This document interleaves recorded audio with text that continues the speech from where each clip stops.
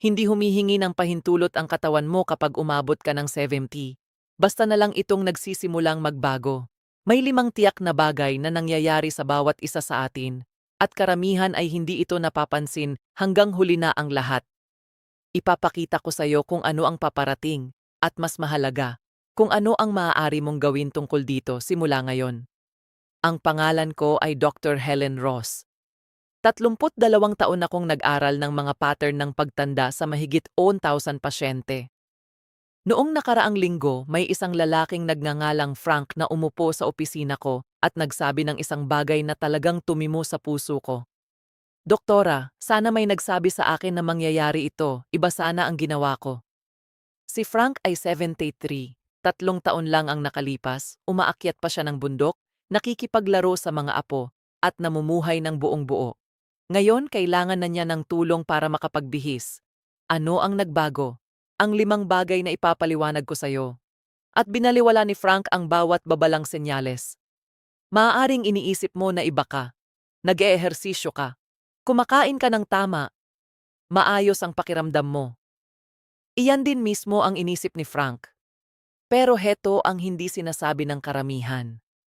Ang 5 pagbabagong ito ay walang pakialam sa mga nakasanayan mo. Nangyayari ito sa lahat. Ang kaibahan lang ay kung paghahandaan mo ba sila o hahayaan mong agawin nila ang iyong kalayaan. Unang bagay, nagsisimulang pumalya ang sistema ng iyong balanse. Hindi bukas, hindi biglaan, kundi ngayon mismo, tahimik, ang loob ng iyong tainga ay nagbabago. Hayaan mong ipaliwanag ko kung ano talaga ang nangyayari sa loob ng iyong ulo. Mayroon kang 3 maliliit na kanal na puno ng likido. Kapag gumagalaw ka, kumikilos ang likidong iyon at sinasabi sa utak mo kung alin ang taas at baba. Pagkatapos ng septimta, nagsisimulang humina ang mga kanal na iyon. Kumakapal ang likido. Nanghihina ang mga sensor. Nagsisimulang makatanggap ang utak mo ng magkakahalong signal. Si Margaret ay 71 nang tumawag siya sa akin. Doktora, pakiramdam ko lasing ako kapag tumatayo. Wala namang problema sa mga paa ko. Parang tumatagilid ang buong kwarto. Sinuri ko ang balanse ni Margaret. Hindi siya makatayo sa isang paa kahit 2 segundo lang. 10 taon ang nakalipas, kaya niya iyon ng 30 segundo ng walang kahirap-hirap. Ang loob ng kanyang tainga ay unti-unti nang pumapalya. Hindi ito simpleng panghihina. Ito ay ang sistema ng kanyang balanse na unti-unting nagsasara. Ang nakakatakot na bahagi? Hindi mo mapapansin na nangyayari ito. Iisipin mong maayos ka pa dahil nakakalakad ka pa ng normal. Pero subukan mo ito ngayon. Tumayo ka. Ipikit mo ang mga mata mo. Kaya mo bang manatiling balanse ng 10 segundo nang hindi umuuga? Kung lampas 70 ka na at hindi mo kaya, maaaring apektado na ang sistema ng iyong balanse. Isang pag-aaral mula sa Johns Hopkins ang sumubaybay sa 2,000 na katatanda. Ang mga nawawalan ng balanse kapag nakapikit ang mga mata ay 5 beses na mas madalas madapa sa loob ng 2 taon. 5 beses. Pero may magagawa ka pa. Tuwing umaga, magsanay kang tumayo sa isang paa habang nagsisipilyo. Magsimula sa 10 segundo. Unti-unting gawin itong 30. Pinipilit nito ang utak mo na mag-recalibrate. Ang sistema ng balanse ay parang kalamnan. Kapag hindi mo ginamit, mawawala ito. Sinimulan ni Margaret ang rutinang ito. Pagkalipas ng 6 na linggo, kaya na niyang tumayo sa isang paa ng 25 segundo. Nawala ang kanyang pagkahilo. Ikalawang bagay, bumababa sa kalahati ang bilis ng iyong reaksyon. Kapag 30 ka, may nakita kang nahuhulog at nasasalo mo ito. Kapag 70 ka, makikita mong nahuhulog at mapapanood mo na lang itong tumama sa sahig. Hindi na kasing bilis kumilos ang mga kamay mo. Hindi ito tungkol sa pagiging mabagal. Ito ay tungkol sa paghina ng iyong nervous system. Hayaan mong ikwento ko si James. Siya ay 72, nagmamaneho pa rin, at namumuhay ng mag-isa. Isang hapon, may batang biglang tumakbo sa kalsada habang hinahabol ang bola. Nakita ni James ang bata. Sumigaw ang utak niya. Huminto. Pero hindi agad naapakan ng paa niya ang preno sa loob ng 1 buong segundo. Isang segundo ay parang wala lang. Pero sa bilis na 30 milya kada oras, umaabante ang kotse ng 44 na talampakan sa loob ng isang segundo. Huminto si James 6 na pulgada mula sa bata. Pumunta siya sa opisina ko na nanginginig. Doktora, nakita ko siya. Sinubukan kong huminto. Pero parang hindi sumunod ang katawan ko. Sinukat ko ang reaction time ni James. Mula sa stimulus hanggang sa tugon, umaabot siya ng average na 1.4 segundo. Noong siya ay turnta, nasa mga 0.7 segundo lang iyon. Literal na kalahati ang bilis ng kanyang nervous system. Isang pag-aaral mula sa Stanford ang eksaktong nagsukat nito. Sinuri nila ang 2,500 katao sa iba't ibang edad. Sa edad na 70, 30% na mas mabagal ang paglalakbay ng nerve signals kumpara noong 50 ka pa lang. Mas matagal magproseso ang utak mo sa nakikita mo. Mas matagal tumugon ang mga kalamnan sa utos. Lahat ay bumabagal. Kaya mas maraming aksidente ang kinasasangkutan ng mga nakatatanda kahit mas maingat silang magmaneho. Hindi ito tungkol sa paghuhusga. Ito ay biyolohiya. Pero maaari mo itong labanan. Maglaro ng mga reaction games sa telepono mo. Sumalo ng bola laban sa pader. Ang mga gawaing ito ay pinipilit ang nervous system mo na manatiling matalas. Nagsimulang gumawa si James ng mga hand-eye coordination drills araw-araw. Pagkalipas ng 3 buwan, bumuti ang reaction time niya sa 1.1 segundo. Mas mabagal pa rin kaysa noong kabataan niya, pero sapat na para maging ligtas. Ngayon, dito na nagiging seryoso ang lahat. Ang unang 2 pagbabago, balanse at reaction time, parang paghahanda lang. Ginagawa ka nilang mas vulnerable. Pero ang susunod na 3 pagbabago ang tunay na kumukuha ng iyong kalayaan. Sila ang dahilan kung bakit may mga taong napupunta sa nursing home.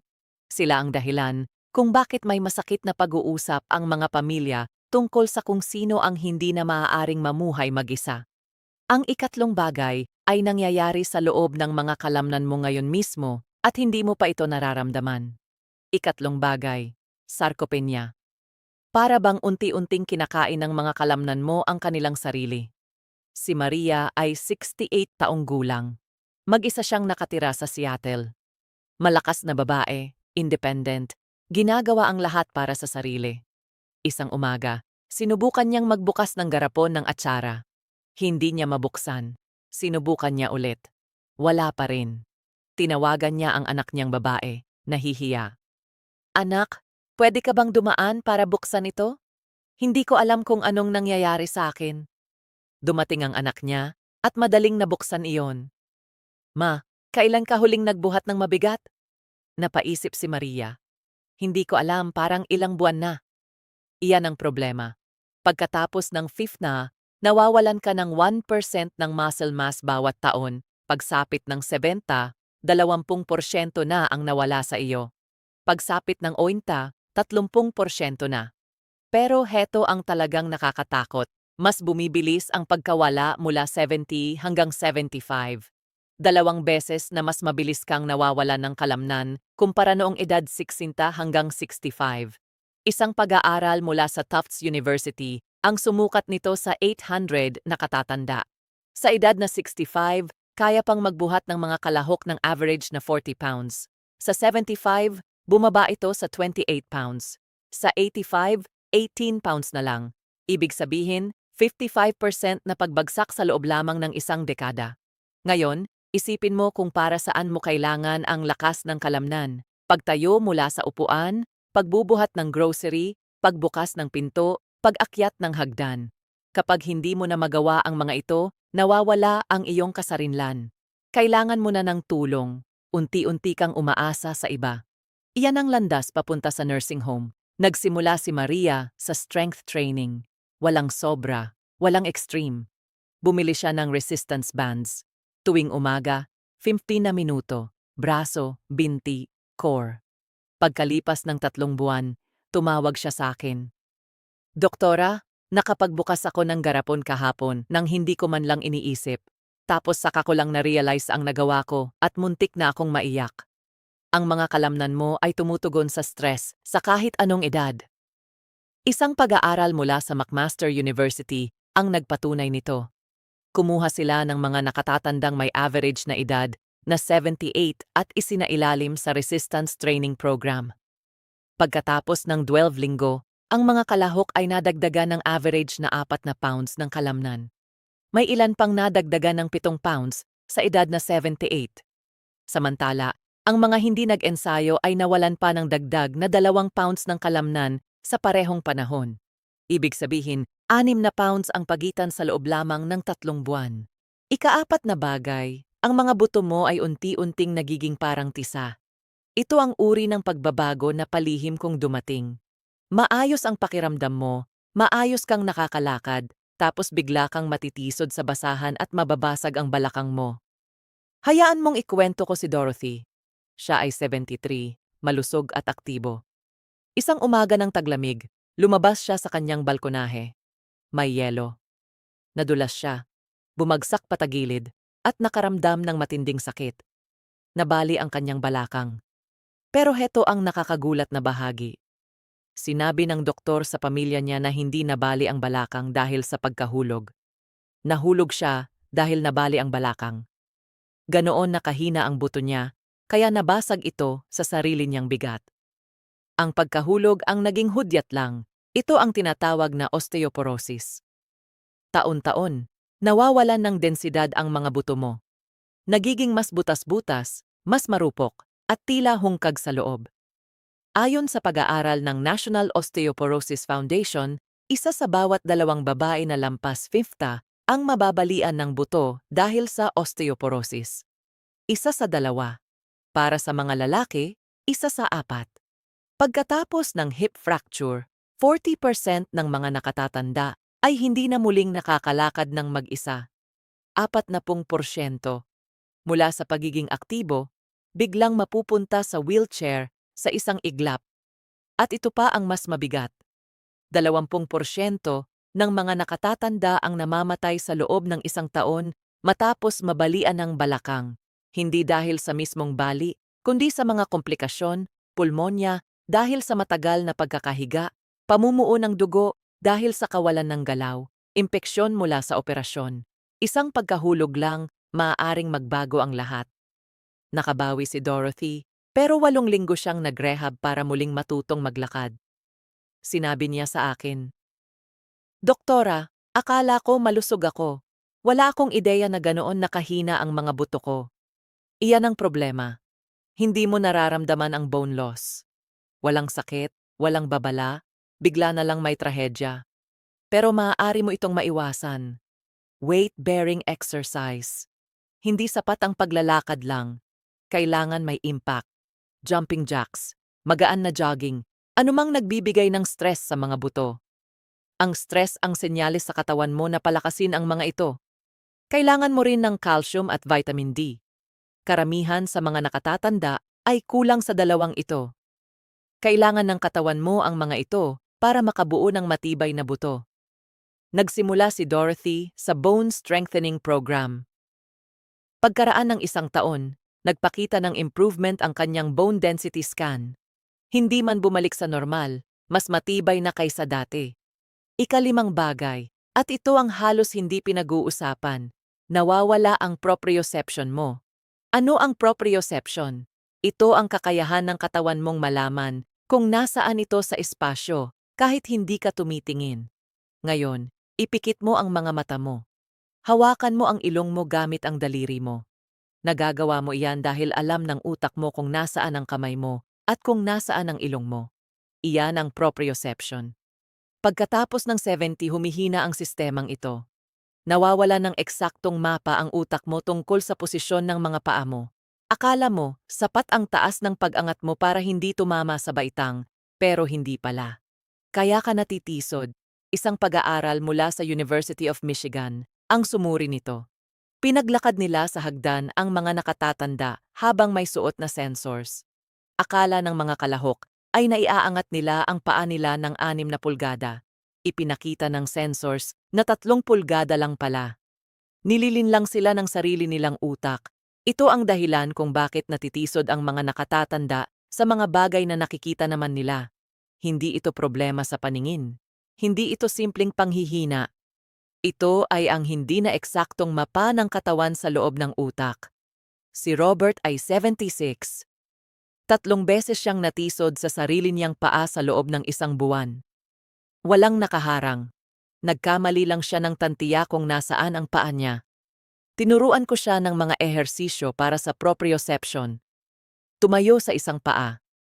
Maglakad ng heel to toe sa tuwid na linya. Pinipilit nito ang utak na mag-recalibrate. Pagkalipas ng 6 na linggo, wala nang pagkatitisod. Ngayon ano ang dapat mong gawin? 3 ehersisyo. Una, ang single leg stand. Tuwing umaga magsipilyo ka habang nakatayo sa isang paa. Tig 30 segundo bawat paa. Pinipilit nitong ayusin ng utak mo ang pakiramdam kung nasaan ang katawan mo. Ikalawa, heel-to-toe walking. Maglakad sa loob ng kwarto, ilagay ang isang paa direkta sa harap ng isa pa, parang naglalakad sa lubid. 10 hakbang pasulong, 10 pabalik. Muling natututo ang utak ng eksaktong galaw. Ikatlo, ang blind reach. Ipikit ang mga mata. Abutin ang doorknob o switch ng ilaw. Hahasa ang proprioception mo sa pamamagitan ng practice. 5 minuto lang ang 3 ehersisyong ito.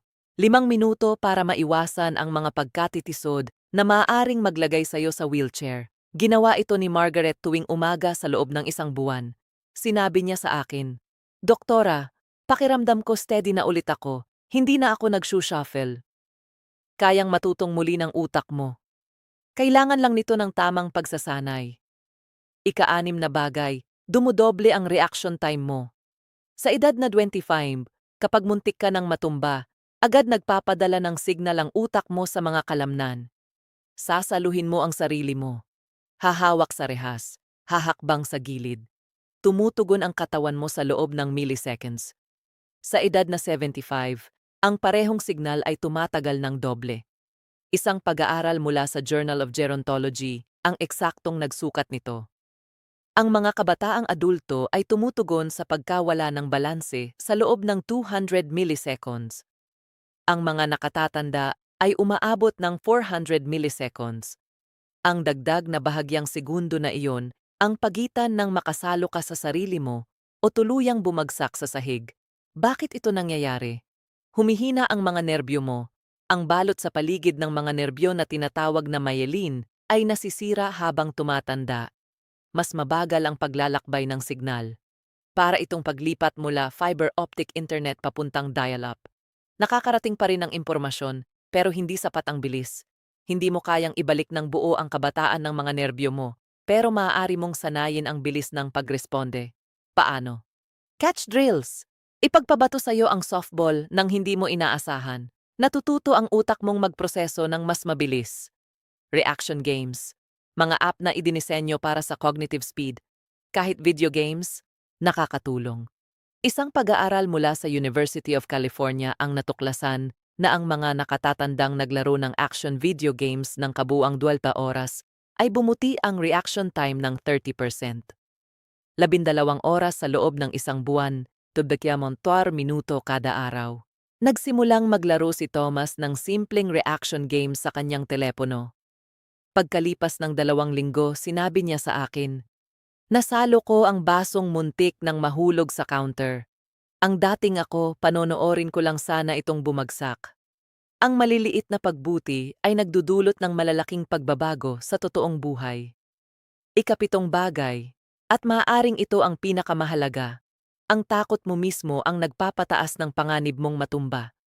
Parang kabaligtaran, hindi ba? Hindi ba't dapat maging mas maingat ka kapag natatakot? Hindi. Kapag natatakot ka, naninigas ang galaw mo. At ang matigas na galaw ay hindi matatag na galaw. Isipin mo ang paglalakad sa yelo. Kapag relaxed ka, natural kang nakaka-adjust sa pagdulas. Kapag takot na takot ka, naninigas ka. Doon ka mas bumabagsak. Isang pag-aaral mula sa British Medical Journal ang natuklasan na ang mga nakatatandang may mataas na takot sa pagkahulog ay 3 beses na mas malamang talagang matumba. 3 beses. Ang takot mismo ang nagiging sanhi ng pagkahulog. Si Helen ay 71. 1 beses siyang nadulas sa kusina, bahagyang pasalang, pero pagkatapos noon, natakot na siya. Nagsimula siyang maglakad ng maliliit at pa-shuffle na hakbang laging kumakapit sa mga kasangkapan at iniiwasan ang hagdan. Sinabi ko sa kanya, Helen, ang takot mo ang nagpapataas ng tsansa mong matumba, hindi nagpapababa. Nagtrabaho kami sa pagbuo ng kumpiyansa. Nagpraktis siyang maglakad ng normal habang naroon ako sa tabi niya. Unti-unting dinagdagan ang hirap. Naglakad sa bahagyang hindi pantay na sahig. Pagkalipas ng 6 na linggo, sinabi niya sa akin, nakalimutan ko nang natatakot pala ako. Basta naglakad na lang ako ng normal. Pisikal ang kumpiyansa. Binabago nito kung paano ka gumalaw. Kapag nagtitiwala ka sa katawan mo, mas maayos itong gumagana.